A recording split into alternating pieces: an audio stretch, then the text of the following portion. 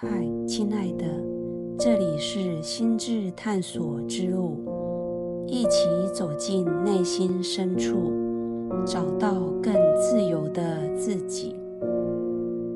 你有没有背负过一种莫名的罪恶感？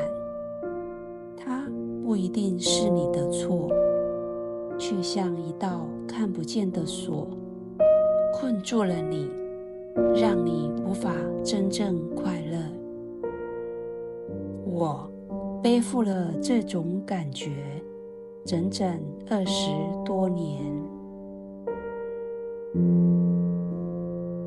那是一种重复出现的梦，每隔一段时间，我都会在半夜醒来，眼泪止不住地流。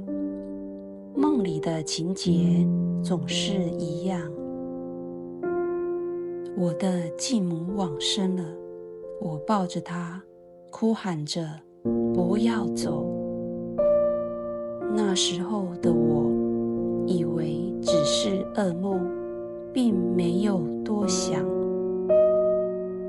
但后来我才发现，那是另一段更深的记忆在提醒我。那是一个我永远不会忘记的下午，我才6岁，和弟弟在外面玩耍，母亲叫我们回家睡午觉，但我们不想回去，只想继续玩。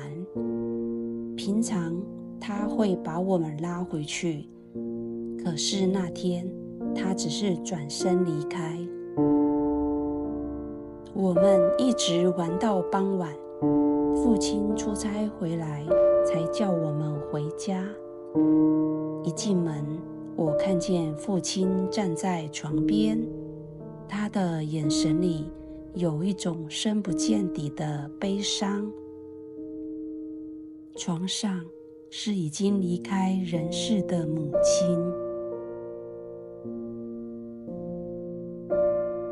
那一刻，我感到无助、害怕，却在心里种下了一个念头：是不是因为我那天没有听话，他才离开的？这份自责深深埋在我心底，伴随我长大。随着时间过去，我不再每天想起这件事，但它从未真正离开过。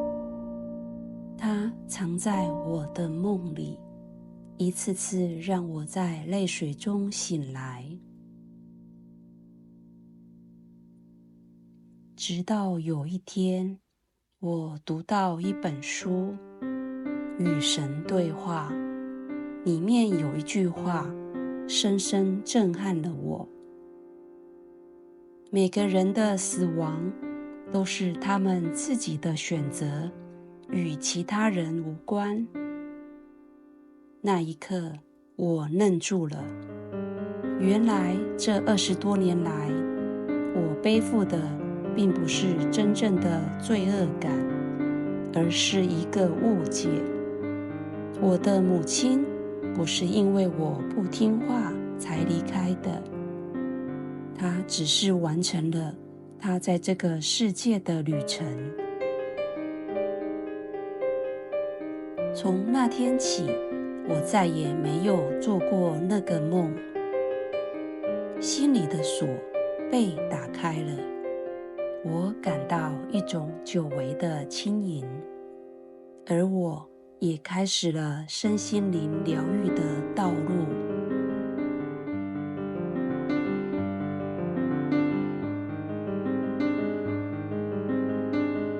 如果你也背负着不属于你的罪恶感，请记得，有些事从来就不是你的错。